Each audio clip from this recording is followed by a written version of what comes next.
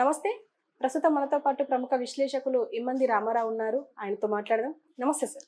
నమస్తే అమ్మా. సార్ జగన్ ఎక్కడికెళ్లారు అనేది అందరికీ తెలిసిన విషయమే. లండన్ వెళ్ళారు అని. వైఎస్ షర్మిల అమెరికా వెళ్ళారు అని చెప్పేసి, అండ్ పవన్ కళ్యాణ్ కూడా అమెరికా వెళ్ళారు అని చెప్పేసి మనకు తెలిసిన వాస్తవం. కానీ చంద్రబాబు నాయుడు ఎక్కడికి వెళ్ళారు అని చెప్పేసి చాలా మందికి ఉత్కంఠత. అయితే అందులో ముఖ్యంగా ఇప్పుడు వైసీపీ నేతలకి అదొక క్వశ్చన్ అయిపోయింది. ఎక్కడ చంద్రబాబు నాయుడు ఎక్కడ అని గింజుకుంటున్నారు. అసలు ఎందుకు?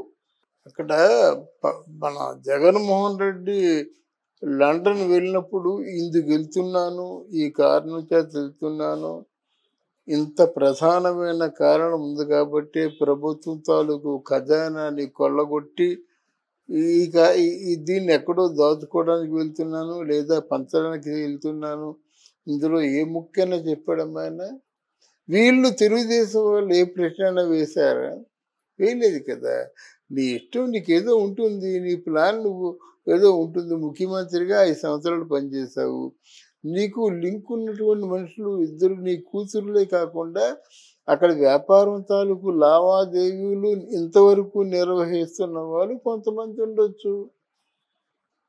ఊరకనే వెళ్ళరు కదా. వీళ్ళు వెళ్ళారంటే ఇది గంటకు 12 లక్షల విలువ అంటే కాస్ట్ చేసే ఫ్లైట్ని అసలు మామూలుగా అంటే ఒక సిటీ బస్సు పల్లె వెలుగు బస్సులా చేసేసాడు అనమాట. అంత చీప్గా వెళ్ళిపోతున్నాడంటే ఆయన గురించి మనం ఏమనుకోవాలి?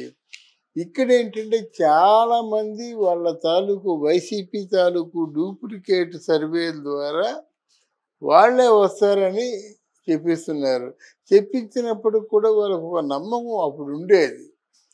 రాను రాను కొంతమంది ఉద్దండులు, ఇప్పుడు బొత్స సత్యనారాయణ నేను రాజీనామా చేస్తా ఉంటున్నాడు, సజ్జల తలపట్టుకున్నాడు, ఇక్కడ అంబటి రాంబాబు ఓడిపోతాడు, విడుదల రజని ఓడిపోతుంది, మన ఎవరు కొడాలి నాని ఓడిపోతాడు, అక్కడ రోజా ఓడిపోతుంది, అన్ని వాళ్ళే అనుకుంటున్నారు.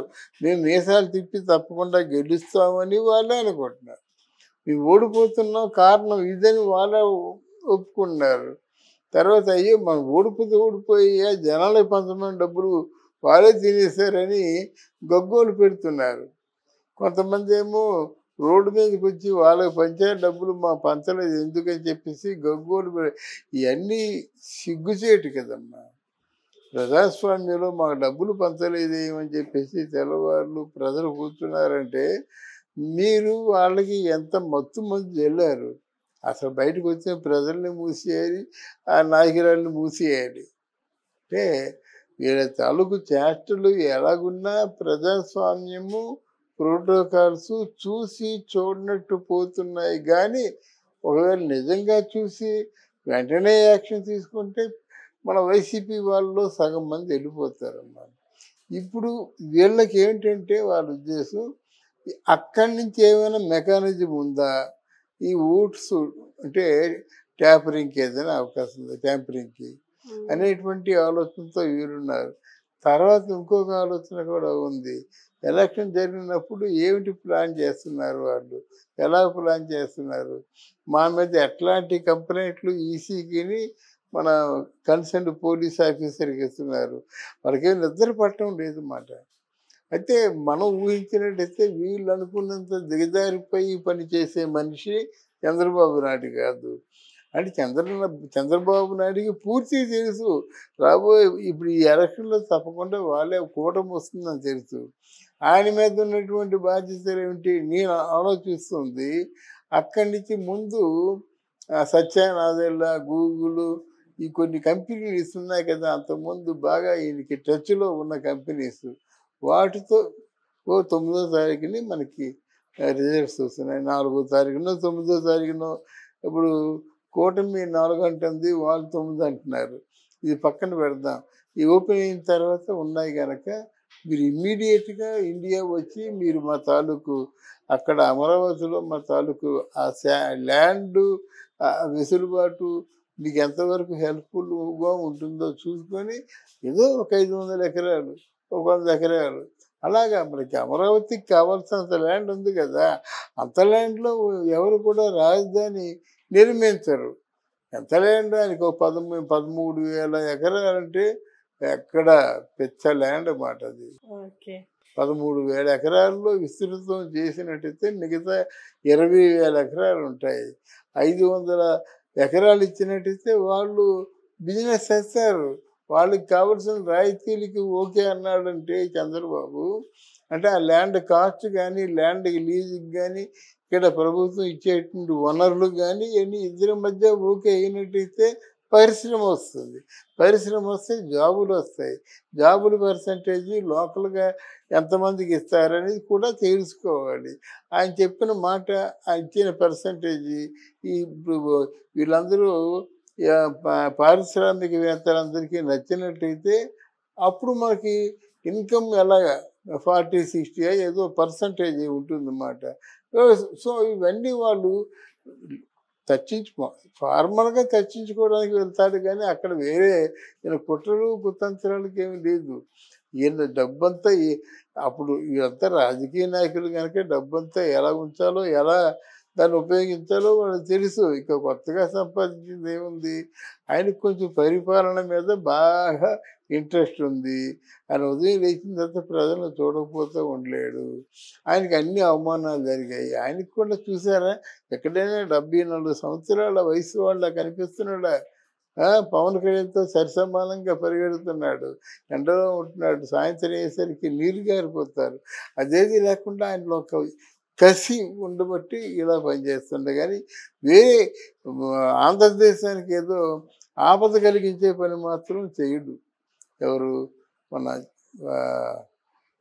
చంద్రబాబు నాయుడు. ఇక పవన్ కళ్యాణ్ అంటే, ఇప్పుడు పవన్ కళ్యాణ్ పరిస్థితి ఎలాగుందంటే తన గురించి తాను బాగా తెలుసుకున్నాడు. తన మీద ఎంతమంది డిపెండ్ అయి ఉన్నారో తెలుసుకున్నారు. ఆయన ఏదైనా ఇప్పుడు మాత్రం సహాయం అంటే చంద్రబాబు నాయుడు సహాయం తీసుకోకుండా ఏ పని చేయడు. ఎందుకంటే ముందు ఈ 5 సంవత్సరాలు గడవాలి. అంటే మనం ఏం చెప్తున్నామంటే 5 సంవత్సరాల్లో ఆయన హోమ్ ఉంటే బాగుంటుంది. హోమ్ ఉంటే ఆయన అసలు ముందు ఎక్కడైనా లా అండ్ ఆర్డర్స్ పరిపాలన సుభిక్షంగా ఉంటే కదమ్మా ఇంకేమన్నా చేయగలుగుతారు.